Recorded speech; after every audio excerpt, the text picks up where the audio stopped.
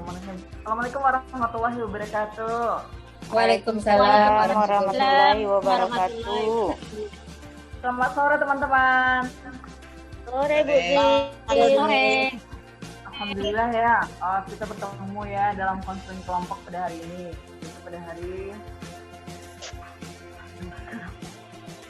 ini Ibu, syukur alhamdulillah kita ucapkan pada Allah Subhanahu wa taala karena Allah telah mempertemukan kita di dunia maya ya Ibu ya.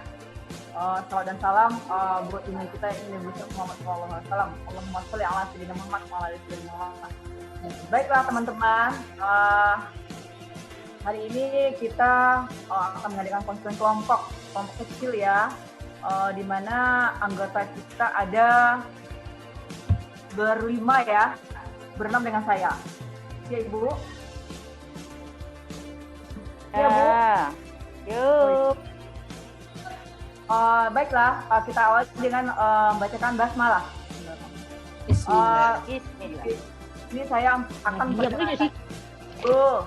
Nama saya sudah sini, panggilannya Izil. Nah, sekian perkenalannya. Jadi selanjutnya saya ingin mengenal teman-teman lebih dekat. Boleh kan? Boleh ya?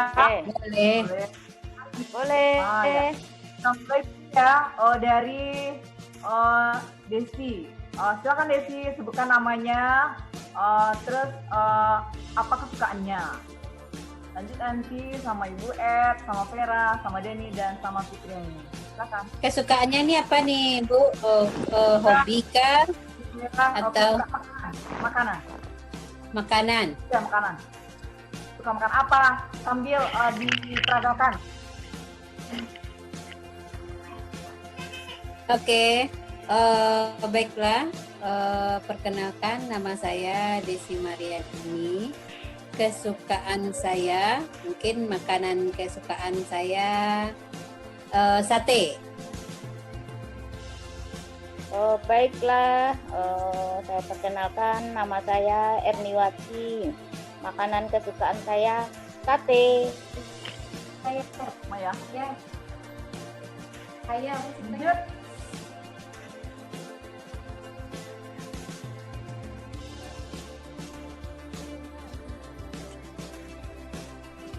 Lanjut Vera. Vera. itu banget pun. Itu Sepulai. Vera. Baiklah, nama saya Verawati, dipanggil dengan Vera. Makanan kesukaan adalah sate juga. Banyak suka sate.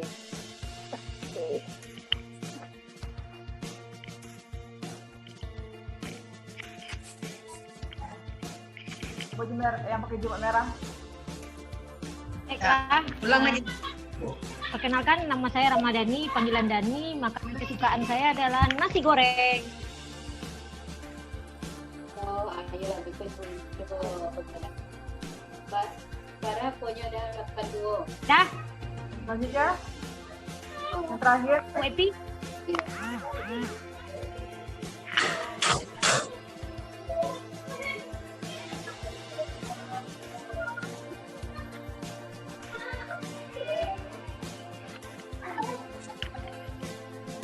halo, Ya.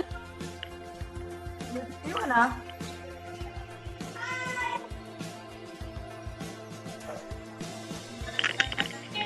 Tri-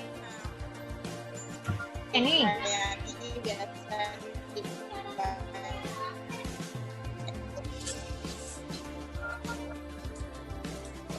Kesukaan macam-macam Bu. Kalau kalau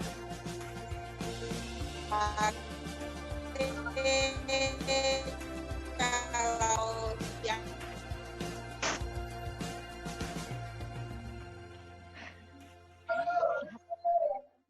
Sate.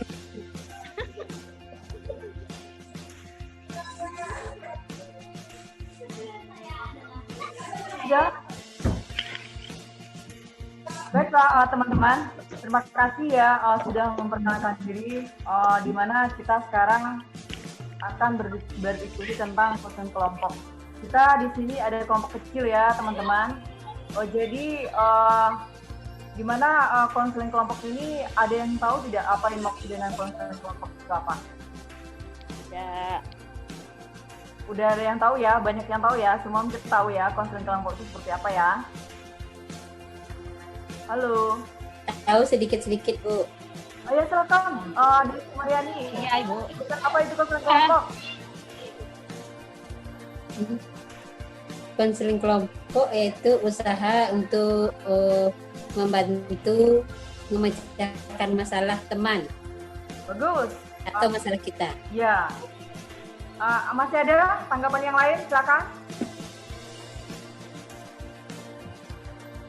Ayo, yang teman kita Ramadhani, silakan. Konseling kelompok yaitu sebuah kegiatan diskusi atau dinamika kelompok yang dilakukan di sebuah kelompok kecil. Di sini yang tujuannya adalah untuk mengatasi atau membantu mengentaskan permasalahan anggota-anggota yang ada di kelompok tersebut. Terima kasih ya. Oh ya. Jadi konseling kelompok itu kita memberikan bantuan kepada teman atau konseli melalui suatu kelompok kecil agar teman tersebut bisa menyelesaikan masalahnya dan dijaga kerahasiaannya supaya teman itu bisa membuat rencana dan mengambil keputusan yang tepat dalam suatu kegiatannya nanti. Baiklah teman-teman, kita mulai ya. Di antara teman kita ini yang berenam ini pasti kita punya masalah ya. Dalam hidup ini kita punya masalah. Jadi masalah kita macam-macam. Yang namanya orang hidup ya teman-teman ya. Siapa yang tahu di antara teman-teman kita ini apa itu masalah? Masalah, ayo. Siapa yang bisa mengungkapkan? Ya, Ramadhani silakan. Apa itu masalah? Iya. Masa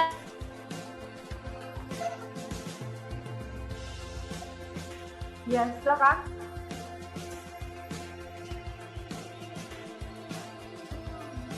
Halo. Halo. Oh, Ya, silakan. Lagi hilang sinyal ya. Silakan Ibu Ed. Apa itu masalah Ibu? yang mengganjal di dalam diri kita dan akan menambah stres dan menambah permasalahan. Jadi masalah itu sesuatu yang harus diselesaikan. Iya. Sesuatu yang Masih ada lagi? Apa itu Saya, Bu. masalah? Ya, silakan. saya, Silakan Ibu. saya Bu Rizil. Ya, silakan Bu Ed. Masalah, kalau menurut saya masalah itulah sesuatu yang mengganjal dalam pikiran kita. Oh iya, bagus. Ada lagi? Saya, Bu. Ya, Silakan. Desi. ya, masalah adalah beban. Ya, beban. Beban Iya. apa? Beban pikiran, enggak berat badan, enggak. Ada juga punya jadi masalah kan berat badannya. Ya, betul. Jadi setiap kita ada masalah. Silakan Bu Vera, silakan mengungkapkan apa itu masalah. Kalau menurut saya adalah masalah itu adalah sesuatu yang membuat seseorang menjadi tidak tenang, baik itu pikiran maupun perilakunya, karena ada sesuatu yang tidak sesuai dengan keinginannya dan harapannya. Oh iya. Terima kasih ya teman-teman. Jadi masalah itu adalah dapat disimpulkan yaitu suatu kesenjangan yang terjadi di dalam diri kita antara kenyataan ya, kesenjangan dan kenyataan hidup. Jadi baiklah teman-teman, di antara kita kan kita yang namanya manusia kan pasti dalam hidup ini punya masalah. Jadi yang namanya kelompok itu ya, kita membahas permasalahan di sini. Jadi boleh di antara teman-teman kita ini mengemukakan masalah yang terjadi pada dirinya sendiri, boleh juga terhadap anak atau segala macamnya. Boleh, silakan. Siapa yang mau mengemukakan dulu masalahnya?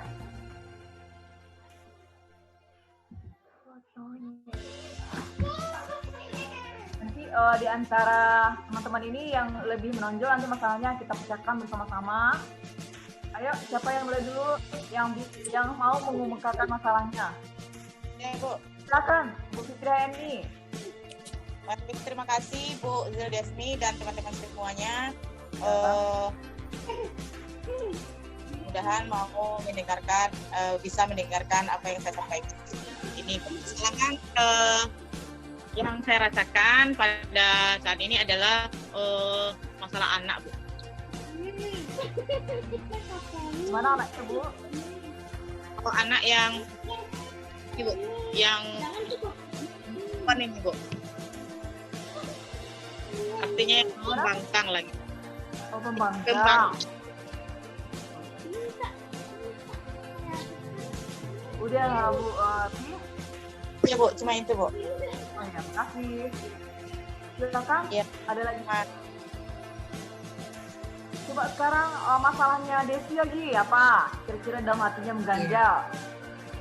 Ya, permasalahan saya, Ibu, mungkin tidak jauh berbeda dengan permasalahan yang dialami Ibu Fitri Hayani berkaitan dengan permasalahan dalam rumah tangga, juga berkaitan dengan anak gitu. Jadi memang bagaimana sih caranya menghadapi anak yang agak membandel ini? Cuma ya. Udah Bu Desi? Udah. Silakan masalahnya Ibu silakan Ibu, masalahnya apa yang terasa Bu? Oh ya, terima kasih Bu Izil. Kalau bagi saya yang sering menjadi masalah, ya itulah Bu, kadang-kadang malas. Rasa malas itu sering datang, Bu. Kapan malas itu, Bu? Malas mengerjakan tugas.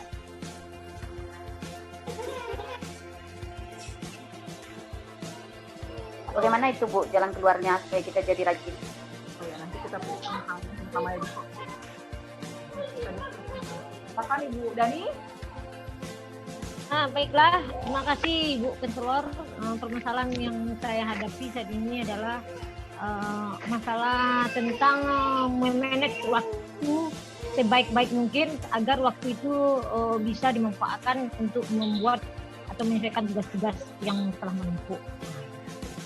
Masalah memanage waktu. Oke. Ada waktu ya. Silakan. Selanjutnya itu Vera. Silakan.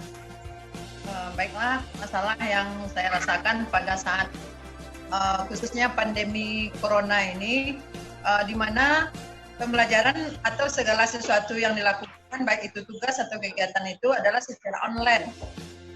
Baik itu anak dalam belajar juga online, kita juga online. Sementara tidak semua anak, khususnya saya, tidak memberikan HP pada anak, gitu kan. Sementara anak itu butuh belajar online di HP kita. Dia memakai WA atas nama HP kita. Nah, terus sementara kita butuh juga. Jadi bagaimana cara menjauhkan anak dan tidak ketergantungan kepada HP, sementara pada zamannya ini atau saat seperti ini mereka harus mau tidak mau harus memakai HP dalam pembelajaran online dan juga sangat dibutuhkan untuk nilai mereka di sekolah. Ya. Udah Vera? Kalau diberikan HP nanti bisa jadi mereka kecanduan. Tapi kalau tidak diberikan, mereka butuh. Nah, itu merupakan suatu dilema tersendiri bagi saya gitu. Bagaimana khususnya menurut konselor dan rekan-rekan kita. Terima kasih ya. Sudah berkumpul ya permasalahan, ada 5 ya. Ya sekarang kita pecahkan bersama-sama ya Bu ya. Nanti kita ambil suatu kesimpulan. Baiklah teman-teman sekalian. Kalau menurut teman-teman permasalahan siapa di antara kita ini yang berlima ini yang patut kita bahas pada saat ini? Karena waktu kita sedikit begitu. Bu Epi, Ayo, Bang. teman-teman. Permasalahan Bu Epi. Permasalahan Bu Epi, masalah anak membangkang. Masalah anak. Iya. Anak membandel ya. Oke teman-teman, kita bahas bersama-sama. Ya, setuju. Sebut? Setuju. Ya, oke. Setuju. Ayo teman-teman, siapa dulu yang bisa mengemukakan pendapatnya permasalahan Bu Evi sama Bu Desi ini, gimana masalah anak yang membangkang gitu atau anak membandel dengan perintah atau aturan yang ada di rumah gitu. Ayo siapa yang bisa yang mau mengungkapkan pendapat, kita diskusi ya. Siapa dulu yang mau mengemukakan? Ya silakan rekan kita Dani. Ya. Baiklah, kami coba menjawab, membantu, menyarankan atas mengatasi anak yang membangkang, yaitu kita menggunakan pola asuh yang tepat dalam menghadapi anak yang suka membangkang dan melawan pada orang tua ini. Ada beberapa cara, yaitu pertama, kita menghadapi si anak membangkang dengan cara yang khusus, yaitu pertama bersikap tenang dan introspeksi. Di sini kita harus bersikap tenang, jadi kita tidak terbawa-bawa emosi pula apabila melihat anak kita yang membangkang tersebut. Jadi kita tenang, kita rilekskan diri kita dulu, baru kita bicara dengan anak tersebut. Kemudian dan kita introspeksi diri, introspeksi bagaimana diri kita, apakah kita di hati kita memang ada juga kita sering membangkang atau melawan kepada orang-orang terdekat kita, seperti kepada orang tua atau kepada suami atau kepada saudara kita. Nah, itu harus kita introspeksi diri kita dulu. Kemudian yang ketiga yaitu kita harus menghindari melabel anak kita dengan sebutan membangkang, anak bandel, anak muda. Kita harus kita hindari itu dulu. Bagaimana ada kisah dulu seorang ulama besar sekarang ini, dia dulu begitu bandel, saking bandelnya dia sampai memasukkan memasukkan mainan ke dalam makanan yang telah dimasak oleh ibunya, dan kemudian dia menghancurkan buah benda yang sangat berharga di rumahnya. Tetapi sang ibu ini tidak emosi, tidak marah dengan anaknya. Emosinya itu dia mendoakan yang kebaikan. Ini dibilangnya, astagfirullahaladzim, jadi semoga kamu nanti jadi imam Masjidil Haram, katanya. Gitu kan, jarang-jarang kita mungkin kalau marah anak kurang aja, anak bandel. Jadi itu kita harus kita hindari dulu.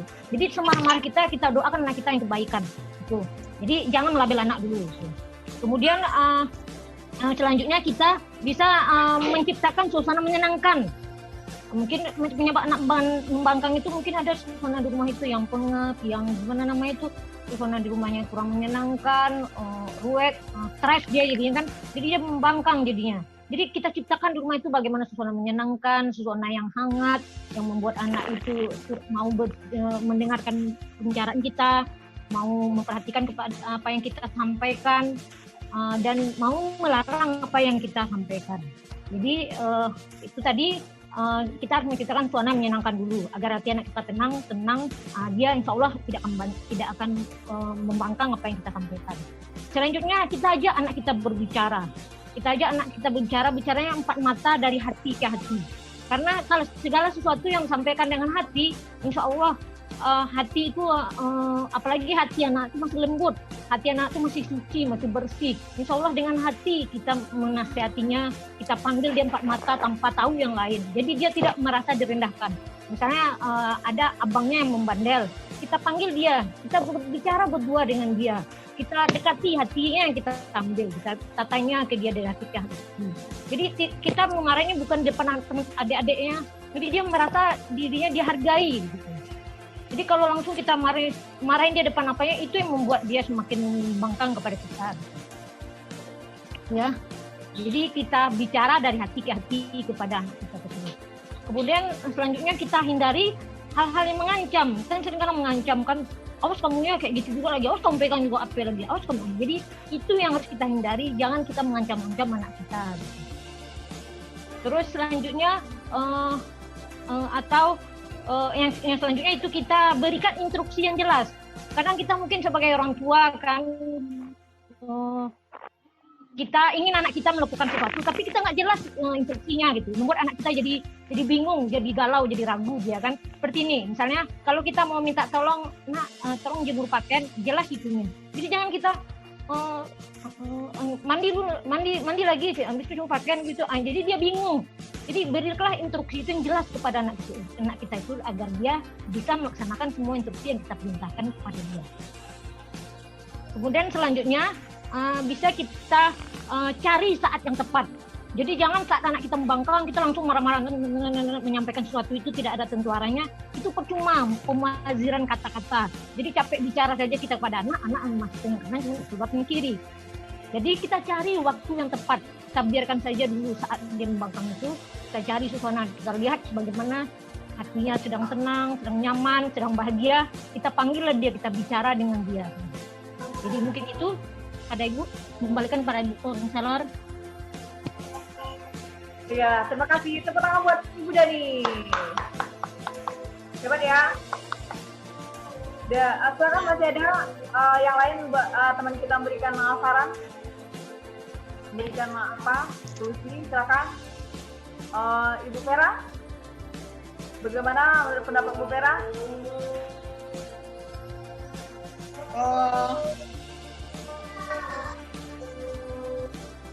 Ini tambahan dan kalau saya menghadapi anak yang pertama itu, kita aja anak yang pertama kita diskusi kepada kita tanya tersebut seperti kata Bu Dani tadi, kita tanya dari hati ke hati kenapa dia tidak mau atau membangkang setiap apa yang kita katakan.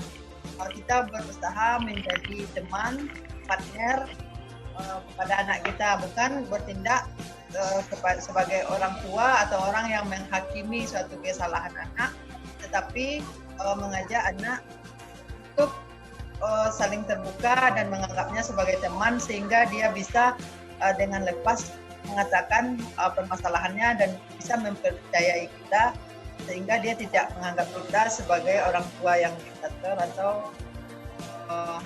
orang tua yang memerintah dia, sehingga membuat setiap kita bicara dia membantah apa yang kita katakan. Jadi kita berusaha untuk berteman dengan anak.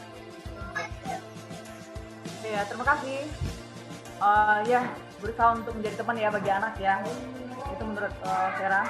Silakan, masih adakah di antara teman-teman yang bisa memberikan solusinya? Memberikan sarannya, boleh? Bu F? Bagaimana Bu? Baiklah Bu Zil, Ya, boleh. menambahkan rasanya kita akan menghadapi anak yang demikian lebih meningkatkan kesabaran kita, lebih memupuk rasa sabar kita. Jangan kita terpancing emosi karena perbuatan mereka. Kemudian Sabar ya Bu. Baiklah teman-teman, terima kasih saya ucapkan kepada teman-teman semuanya yang sudah memberikan solusi terhadap permasalahan teman kita tadi, yaitu Bu Epi. Mudah-mudahan anak Bu Epi bisa menjadi anak yang lebih baik ke depannya dan bisa menjadi anak yang soleh, yang merupakan dambaan bagi setiap orang tua yang ada di dunia ini. Bagi teman-teman kita yang lainnya yang punya masalah, mudah-mudahan dengan konseling kelompok berikutnya, permasalahan kita semuanya bisa kita carikan solusinya bersama-sama. Dan saya sebagai pemimpin kelompok pada hari ini, jikalau ada dalam tutur kata saya yang salah, saya mohon maaf kepada teman-teman semuanya, dan kepada Allah saya mohon ampun. Astagfirullahaladzim. Baiklah teman-teman, kita tutup acara konseling kelompok kita pada hari ini dengan membacakan hamdalah, alhamdulillahirabbil alamin, dan saya sudahi dengan wabillahi taufiq wal hidayah. Assalamualaikum warahmatullahi wabarakatuh.